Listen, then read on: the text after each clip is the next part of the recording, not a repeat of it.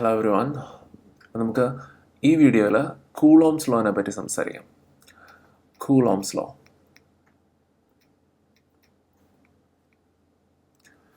ഈ ചാപ്റ്ററിൻ്റെ ആദ്യത്തെ വീഡിയോയിൽ ചാർജിനെ ഇൻട്രൊഡ്യൂസ് ചെയ്യുന്ന സമയത്ത് ചാർജിൻ്റെ പ്രോപ്പർട്ടീസ് നമ്മൾ പറഞ്ഞു. അതിനകത്ത് നമ്മൾ പറഞ്ഞു ലൈക്ക് ചാർജസ് റിപ്പൽ ചെയ്യും, അതേപോലെ തന്നെ അൺലൈക്ക് ചാർജസ് അട്രാക്ട് ചെയ്യും.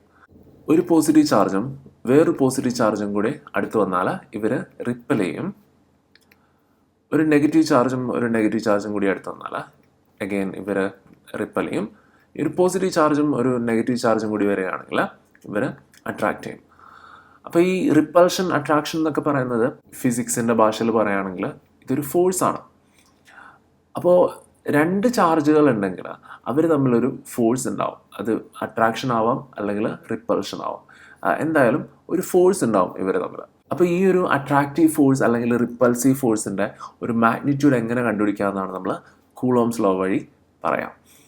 ഓക്കെ, അപ്പോൾ കൂളോംസ് ലോ പറയുന്നത് ഫോഴ്സ് എപ്പോഴും ചാർജിൻ്റെ മാഗ്നിറ്റ്യൂഡിന് ഡയറക്റ്റ്ലി പ്രൊപ്പോർഷണൽ ആയിരിക്കും.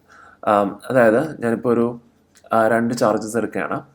ഒരു പോസിറ്റീവ് ചാർജ്, വേറൊരു നെഗറ്റീവ് ചാർജ്. രണ്ടും പോസിറ്റീവ് എടുക്കാം, കുഴപ്പമൊന്നുമില്ല.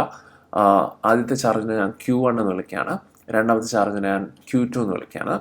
അപ്പം ഇവർ തമ്മിലുള്ള ഫോഴ്സിനെ നമുക്ക് ഇവരൊരു അട്രാക്റ്റീവ് ഫോഴ്സ് ഉണ്ടാവും അല്ലേ. Q1 എന്ത് ചെയ്യും, Q2നെ അട്രാക്റ്റ് ചെയ്യും. അതിനെ നമുക്ക് F12 എന്ന് എഴുതാം. ഇനി Q2 എന്ത് ചെയ്യും, Q1നെ അട്രാക്റ്റ് ചെയ്യും. ഈ ഒരു ഫോഴ്സ് ഈക്വൽ ആയിരിക്കും. ഈ ഒരു ഫോഴ്സ് കണ്ടുപിടിക്കുന്നതാണ് കൂളോംസ് ലോ. അപ്പോൾ ഈ ഒരു ഫോഴ്സിൻ്റെ മാഗ്നിറ്റ്യൂഡ് എന്ന് പറയുന്നത് ഇവരുടെ ഈ ചാർജിൻ്റെ മാഗ്നിറ്റ്യൂഡിന് ഡയറക്റ്റ്ലി പ്രൊപ്പോർഷണൽ ആയിരിക്കും. അതായത് F proportional to Q1, F proportional to Q2.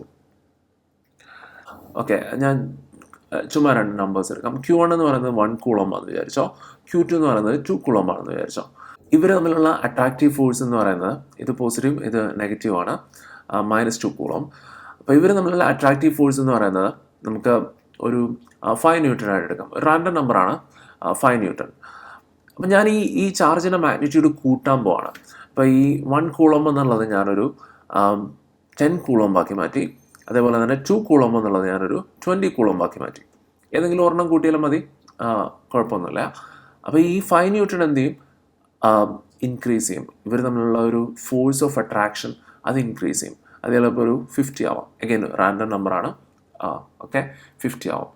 അതായത് ചാർജിൻ്റെ മാഗ്നിറ്റ്യൂഡ് കൂട്ടുന്നതിനനുസരിച്ച് ഫോഴ്സിൻ്റെ മാഗ്നിറ്റ്യൂഡും ഇൻക്രീസ് ചെയ്യും. ഇനി നമ്മൾ ചാർജിൻ്റെ മാഗ്നിറ്റ്യൂഡ് കുറച്ചാലോ, 1 കൂളോം എന്നുള്ള ഒരു 0.5 കൂളോം ആയി കഴിഞ്ഞാൽ ഇവർ തമ്മിലുള്ള ഒരു ഫോഴ്സ് ഓഫ് അട്രാക്ഷനും കുറയും. അപ്പോൾ അതാണ് ആദ്യത്തെ റിലേഷൻ. ഫോഴ്സ് എപ്പോഴും ചാർജിൻ്റെ മാഗ്നിറ്റ്യൂഡിന് ഡയറക്റ്റ്ലി പ്രൊപ്പോർഷണൽ ആയിരിക്കും. ഇനി രണ്ടാമത്തെ ഫാക്ടർ എന്ന് പറയുന്നത്, ഫോഴ്സിനെ അഫക്റ്റ് ചെയ്യുന്ന രണ്ടാമത്തെ ഫാക്ടർ എന്ന് പറയുന്നത് ഡിസ്റ്റൻസ് ആണ്. ഇവർ നമ്മളുടെ ഡിസ്റ്റൻസിനെ നമുക്ക് R എന്ന് വിളിക്കാം. ഫോഴ്സ് എന്ന് പറയുന്നത് ഡിസ്റ്റൻസിന് ഇൻവേഴ്സ്ലി പ്രൊപ്പോർഷണൽ ആയിരിക്കും. ഒത്തിരി അടുത്തുള്ള ചാർജ് ആണെങ്കിൽ, ഇപ്പം രണ്ട് ചാർജ് എടുത്തു, Q1, Q2, ഇവർ തമ്മിൽ വളരെ അടുത്തിരിക്കുകയാണ്. അതായത് R ഭയങ്കര ചെറുതാണെങ്കിൽ ഫോഴ്സ് ഭയങ്കര കൂടുതലായിരിക്കും. ഇനി ഞാൻ ഇവരെ ഒന്ന് സെപ്പറേറ്റ് ചെയ്യാണ്. Q1 ഇവിടെ, Q2 ഇവിടെ. അതായത് R ഇപ്പോൾ എന്ത് ചെയ്തു, ഇൻക്രീസ് ചെയ്തു. അപ്പോൾ എന്ത് ചെയ്യും, ഫോഴ്സ് എന്ത് ചെയ്യും, R കൂടി ഫോഴ്സ് കുറഞ്ഞു. അപ്പോൾ ഇവരൊരു ഇൻവേഴ്സ് റിലേഷൻഷിപ്പാണ് ഇവർ തമ്മിലുള്ളത്, ഡിസ്റ്റൻസും ഫോഴ്സും തമ്മിൽ. ഡിസ്റ്റൻസ് കൂട്ടിക്കഴിഞ്ഞാൽ ഫോഴ്സിൻ്റെ മാഗ്നിറ്റ്യൂഡ് കുറയും, ഡിസ്റ്റൻസ് കുറച്ച് കഴിഞ്ഞാൽ ഫോഴ്സിൻ്റെ മാഗ്നിറ്റ്യൂഡ് കൂടും. ഓക്കെ, ഞാൻ ഈ ഒരു റിലേഷൻ ഒന്നുകൂടി മോഡിഫൈ ചെയ്യണം. ഫോഴ്സ് എന്ന് പറയുന്നത് സ്ക്വയർ ഓഫ് ദ ഡിസ്റ്റൻസിന് ഇൻവേഴ്സ്ലി പ്രൊപ്പോർഷണൽ ആണ്. Okay, F proportional to 1/R square. Again R കൂട്ടിക്കഴിഞ്ഞാൽ F കുറയും, R കുറച്ച് കഴിഞ്ഞാൽ F കൂടും. പക്ഷെ ഒരു സ്ക്വയർ ഉണ്ട് നമുക്ക്. ഈ മൂന്ന് റിലേഷൻസിനെ ഞാനൊന്ന് കമ്പൈൻ ചെയ്യണം. കമ്പൈൻ ചെയ്ത് ഒറ്റ റിലേഷൻ ആക്കുകയാണ്. അപ്പം F പ്രൊപ്പോർഷണൽ ടു നമുക്ക് ന്യൂമറേറ്ററിൽ Q1 ഉണ്ട്, Q2 ഉണ്ട്, അതുപോലെ തന്നെ ഡിനോമിനേറ്ററിൽ R സ്ക്വയർ ഉണ്ട്. F proportional to Q1, Q2/R square. ഈ പ്രൊപ്പോർഷണാലിറ്റി സൈൻ കിടന്നാൽ നമുക്ക് പ്രോബ്ലം ചെയ്യാൻ പറ്റില്ല. അപ്പം പ്രൊപ്പോർഷണാലിറ്റി സൈൻ മാറ്റാൻ വേണ്ടി ഞാൻ ഒരു കോൺസ്റ്റൻ്റ് കൊണ്ട് മൾട്ടിപ്ലൈ ആണ്. Constant times Q1, Q2/R square. ഈ കോൺസ്റ്റൻറ്റിനെ ഞാൻ കെ എന്നാണ് വിളിക്കുക, Coulomb's constant. Q1 Q2 over R square. ഒന്നുകൂടി ഞാൻ എഴുതാം ഇക്വേഷൻ. F ഈസ് ഈക്വൽ ടു, രണ്ട് ചാർജസ് ഉണ്ട്, Q1 ഉണ്ട്, Q2 ഉണ്ട്. Q1 Q2 ഇവർ തമ്മിൽ ആർ ഡിസ്റ്റൻസ് ഉണ്ട്. അങ്ങനെയാണെങ്കിൽ ഇവർ തമ്മിലുള്ള അട്രാക്റ്റീവ് അല്ലെങ്കിൽ റിപ്പൾസീവ് ഫോഴ്സ് എന്ന് പറയുന്നത് F equals K times Q1 Q2 over R square. നമ്മൾ പ്രോബ്ലം ചെയ്യാനായിട്ട് Q1ൻ്റെയും Q2ൻ്റെയും അബ്സല്യൂട്ട് വാല്യൂസ് ആണ് എടുക്കുക. നമ്മൾ സൈൻ എടുക്കേണ്ട ആവശ്യമില്ല. ഒരു നെഗറ്റീവ് ചാർജ് തന്നാലും നമ്മൾ ഫോഴ്സ് കണ്ടുപിടിക്കാനായിട്ട് അതിൻ്റെ നെഗറ്റീവ് സൈൻ എടുക്കേണ്ട കാര്യമില്ല. പോസിറ്റീവ് നമ്പർ ഇട്ടിട്ട് പ്രോബ്ലം ചെയ്താൽ മതി. കാരണം നമുക്കറിയാം ഒരു പോസിറ്റീവ് ചാർജും ഒരു നെഗറ്റീവ് ചാർജും ആണെങ്കിൽ അതിന് അട്രാക്റ്റീവ് ഫോഴ്സ് ആണെന്ന് അറിയാം. ഇനി രണ്ടും നെഗറ്റീവ് ചാർജസ് ആണെങ്കിൽ റിപ്പൾസീവ് ഫോഴ്സ് ആണെന്ന് അറിയാം. രണ്ടും പോസിറ്റീവ് ചാർജസ് ആണെങ്കിലും റിപ്പൾസീവ് ഫോഴ്സ് ആണെന്ന് അറിയാം. നമുക്ക് പ്രോബ്ലം ചെയ്യാനായിട്ട് നമുക്ക് അബ്സല്യൂട്ട് വാല്യൂസ് എടുത്താൽ മതി. ഇനി എന്താണ് ഈ കെ എന്ന് പറയുന്നത്? കെ എന്ന് പറയുന്നത് കൂളോംസ് കോൺസ്റ്റന്റ് ആണ്. കൂളോംസ് കോൺസ്റ്റന്റ് കെ എന്ന് പറയുന്നത് 1/4πε0 എന്ന് പറയുന്ന ഒരു കോൺസ്റ്റന്റ് ആണ്. ഇതിൽ ε0 എന്ന് പറയുന്നത് പെർമിറ്റിവിറ്റി ഓഫ് ഫ്രീ സ്പേസ് ആണ്. പെർമിറ്റിവിറ്റി ഓഫ് ഫ്രീ സ്പേസ് അത് വേറൊരു കോൺസ്റ്റന്റ് ആണ്. ഈ ε0-നൊരു വാല്യൂ ഉണ്ട്, 8.854 times 10⁻⁻12 coulomb square per newton metre square. അപ്പോൾ ഈ കൂളോംസ് കോൺസ്റ്റന്റിൻ്റെ വാല്യൂ എന്തായിരിക്കും നമുക്ക് നോക്കാം. K is equal to 1/4π times ε0 എന്ന് പറയുന്നത് 8.854 ടൈംസ് 10⁻⁻12 ആണ്. -12. നമ്മളിത് കാൽക്കുലേറ്ററിൽ നോക്കുകയാണെങ്കിൽ നമുക്ക് 9 ടൈംസ് 10⁻9 എന്നുള്ളൊരു കോൺസ്റ്റൻ്റ് ആയിട്ട് നമുക്ക് കിട്ടും. Newton metre square per coulomb square. അപ്പോൾ ഒന്നുകൂടി എഴുതുകയാണെങ്കിൽ F ഈസ് ഈക്വൽ ടു രണ്ട് ചാർജസ് തമ്മിലുള്ള ഫോഴ്സ് ഓഫ് അട്രാക്ഷൻ അല്ലെങ്കിൽ റിപ്പൾഷൻ എന്ന് പറയുന്നത് 1/4πε0 times Q1 Q2 over R square. ഇവരുടെ അബ്സല്യൂട്ട് വാല്യൂസ് ആണ് Q1ൻ്റെയും Q2ൻ്റെ. അതിൽ തന്നെ 1/4πε0 എന്ന് പറയുന്നത് 9 times 10⁻9 newton metre square per coulomb square. ആ ഒരു കോൺസ്റ്റൻ്റ് ആണ് ഈ 1/4πε0 എന്ന് പറയുന്നത്. ഇതിനെ നമ്മൾ കൂളോംസ് കോൺസ്റ്റൻ്റ് എന്ന് വിളിക്കും. Coulombs constant. ഓക്കെ, നമുക്ക് ഈ ഇക്വേഷൻ യൂസ് ചെയ്ത് സിമ്പിളായിട്ട് രണ്ട് പ്രോബ്ലം ചെയ്ത് നോക്കാം. അപ്പോൾ എൻ്റെ കയ്യിൽ രണ്ട് ചാർജസ് ഉണ്ട്. ഒന്ന് പോസിറ്റീവ് ചാർജാണ് Q1. അതിൻ്റെ മാഗ്നിറ്റ്യൂഡ് എന്ന് പറയുന്നത് 2 കൂളോംസ് ആണെന്ന് വിചാരിക്കാം.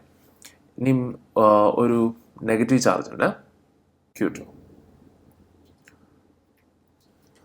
Q2ൻ്റെ മാഗ്നിറ്റ്യൂഡ് എന്ന് പറയുന്നത് 0.5 കൂളോം ആണ്. നെഗറ്റീവ് ആണ്, സോ -0.5 കൂളോം. അപ്പോൾ ഇവർ തമ്മിലുള്ള ഒരു ഫോഴ്സ് ഓഫ് അട്രാക്ഷൻ ആണ്. നമുക്ക് ഫോഴ്സ് ഓഫ് അട്രാക്ഷൻ ആയിരിക്കും അല്ലേ, കാരണം ഒന്ന് പോസിറ്റീവും ഒന്ന് നെഗറ്റീവും ആണ്. ഇനി ഇവർ തമ്മിലുള്ള ഡിസ്റ്റൻസ് എന്ന് പറയുന്നത്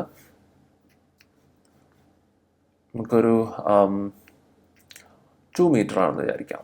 2 മീറ്റർ. അങ്ങനെയാണെങ്കിൽ ഇവർ തമ്മിലുള്ള ഒരു ഫോഴ്സ് ഓഫ് അട്രാക്ഷൻ എത്രയാണെന്ന് നമുക്ക് കാൽക്കുലേറ്റ് ചെയ്ത് നോക്കാം. ഇക്വേഷൻ എന്ന് പറയുന്നത് F equals K Q1 Q2 over R square. K എന്ന് പറയുന്നത് 9 ടൈംസ് 10⁻9 ആണ്. So 9 times 10⁻9. Q1 എന്ന് പറയുന്നത് 2. Q2 എന്ന് പറയുന്നത് -0.5 ആണ്, പക്ഷേ അബ്സല്യൂട്ട് വാല്യൂ ആയതുകൊണ്ട് 0.5 എന്ന് എടുത്താൽ മതി. ഡിവൈഡഡ് ബൈ ഡിസ്റ്റൻസ് എന്ന് പറയുന്നത് 2 ആണ്. So 2 square. സോൾവ് ചെയ്യുകയാണെങ്കിൽ നമുക്ക് 2.25 ടൈംസ് 10⁻9 ന്യൂട്ടൺ എന്ന് കിട്ടും. വലിയ നമ്പറാണ്. 225 കഴിഞ്ഞിട്ടൊരു 7 zeros ഉള്ള ഒരു വലിയ നമ്പറാണ്. വേറൊരു എക്സാമ്പിൾ നോക്കാം നമുക്ക്. Question number 2. രണ്ട് ഐഡൻറ്റിക്കൽ ആയിട്ടുള്ള അൺനോൺ ചാർജസ് ആണ് നമുക്കുള്ളത്. ഐഡൻറ്റിക്കൽ ആണ്, സെയിം ചാർജാണ്. Q നമുക്ക് അറിഞ്ഞുകൂടാ അവരുടെ മാഗ്നിറ്റ്യൂഡ്. പക്ഷെ അവർ തമ്മിലുള്ള ഡിസ്റ്റൻസ് എന്ന് പറയുന്നത് 10 meters ആണ്. ഇനി ഇവർ തമ്മിലുള്ള ഒരു ഫോഴ്സ് ഓഫ് റിപ്പൾഷൻ തന്നിട്ടുണ്ട്. ഫോഴ്സ് ഓഫ് റിപ്പൾഷൻ എന്ന് പറയുന്നത്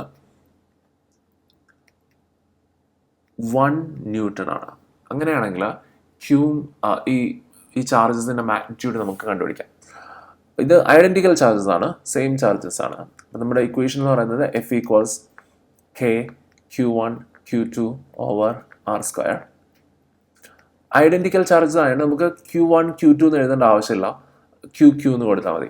so F = K Q times Q over R². So F is equal to K times Q times Q² over R². അപ്പോൾ ഇവിടെ നമുക്ക് Q² ആണ് കണ്ടുപിടിക്കേണ്ടത്, അല്ല Q ആണ് കണ്ടുപിടിക്കേണ്ടത്. അതിനുവേണ്ടി നമുക്ക് Kനെ ഒഴിവാക്കണം, R² ഒഴിവാക്കണം. എങ്ങനെയായിരിക്കും Kനെ ഒഴിവാക്കുക? K കൊണ്ട് ഡിവൈഡ് ചെയ്താൽ മതി അല്ലേ.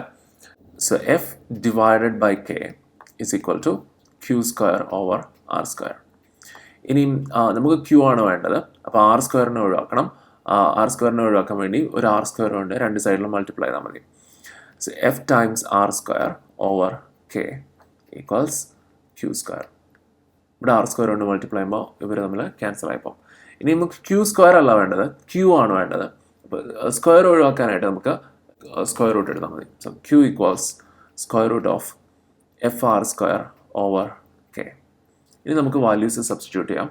സ്ക്വയർ റൂട്ട് ഓഫ് ഫോഴ്സ് എന്ന് പറയുന്നത് 1 ന്യൂട്ടൺ ആണ്, ഡിസ്റ്റൻസ് എന്ന് പറയുന്നത് 10 ആണ്, K എന്ന് പറയുന്നത് 9 times 10⁹. സോൾവ് ചെയ്യുകയാണെങ്കിൽ 0.0001 കൂളോം എന്ന് കിട്ടും. അതായത് ഈ രണ്ട് ചാർജസിൻ്റെ മാഗ്നിറ്റ്യൂഡ് എന്ന് പറയുന്നത് 0.001 കൂളോം ആയിരിക്കും, 0001 കൂളോം ആയിരിക്കും. ഇനി ഒരു എക്സസൈസ് ക്വസ്റ്റ്യൻ ചെയ്ത് നോക്കാം നമുക്ക്. What is the force between 2 small charged spheres having charges 2 times 10⁻⁷ coulomb and 3 times 10⁻⁷ coulomb placed 30 centimeter apart in air? Okay, അപ്പം രണ്ട് ചാർജ്ഡ് ആയിട്ടുള്ള സ്പിയേഴ്സ് ഉണ്ട് നമുക്ക്. അപ്പോൾ ആദ്യത്തേത് ഒരു രണ്ടും പോസിറ്റീവ് ചാർജസ് ആണ്. Q1 ആണ്. Q1 എന്ന് പറയുന്നത് 2 times 10⁻⁷ coulomb ആണ്. Q2 എന്ന് പറയുന്നത് 3 times 10⁻⁷ coulomb ആണ്. അവർ തമ്മിലുള്ള ഡിസ്റ്റൻസ് എന്ന് പറയുന്നത് 30 സെൻറ്റിമീറ്റേഴ്സ് ആണ്. R is equal to 30 centimetre. കണ്ടുപിടിക്കേണ്ടത് ഫോഴ്സ് ആണ്. ഓക്കെ, ഒരു കാര്യം നമുക്കറിയാം, രണ്ടും പോസിറ്റീവ് ചാർജസ് ആണ്. അപ്പോൾ ഇവർ തമ്മിലൊരു ഫോഴ്സ് ഓഫ് റിപ്പൾഷൻ ആയിരിക്കും ഉണ്ടാവുക, ഫോഴ്സ് ഓഫ് റിപ്പൾഷൻ. ഇനിയും ഇതിൻ്റെ മാഗ്നിറ്റ്യൂഡാണ് നമുക്ക് കണ്ടുപിടിക്കേണ്ടത്. അപ്പോൾ നമുക്ക് കൂളോംസ് ലോ യൂസ് ചെയ്യാം. F is equal to K Q1 Q2 over R². K എന്ന് പറയുന്നത് 9 times 10⁹. Q1 എന്ന് പറയുന്നത് 2 times 10⁻⁷. അബ്സല്യൂട്ട് വാല്യൂ പോസിറ്റീവ് ആണ്, സോ സെയിം നമ്പർ തന്നെ, times 3 times 10⁻⁷ divided by distance square. Okay, ഒരു പ്രശ്നമുള്ളത് സെൻറ്റിമീറ്ററിലാണ് ഡിസ്റ്റൻസ് തന്നിട്ടുള്ളത്, നമുക്കതിനെ മീറ്ററിലേക്ക് കൺവേർട്ട് ചെയ്യണം. So 30 centimetre is equal to 30 times centi എന്ന് പറയുന്നത് 10⁻⁻² ആണ്. സോ 30 times 10⁻² മീറ്റർ, അല്ലെങ്കിൽ 100 കൊണ്ട് ഡിവൈഡ് ചെയ്താൽ മതി, 0.3 മീറ്റർ എന്ന് കിട്ടും. Okay, so 30 times 10⁻² the whole square, 0.006 newton. ഇനി നമുക്ക് ഈ ഡെസിമൽ പ്ലേസിനെ 3 times റൈറ്റിലേക്ക് ഒന്ന് മൂവ് ചെയ്യാം. നമുക്ക് എങ്ങനെ എഴുതുന്നതിനെ 6 times റൈറ്റിലേക്ക് മൂവ് ചെയ്താൽ പവർ നെഗറ്റീവ് ആയിരിക്കും, 10⁻³ ന്യൂട്ടൺ. 10⁻³ എന്ന് പറയുന്നത് മില്ലി ആണ്, അപ്പം 6 മില്ലി ന്യൂട്ടൺ. ഇതാണ് ഇവർ തമ്മിലുള്ള റിപ്പൾസീവ് ഫോഴ്സിൻ്റെ മാഗ്നിറ്റ്യൂഡ്.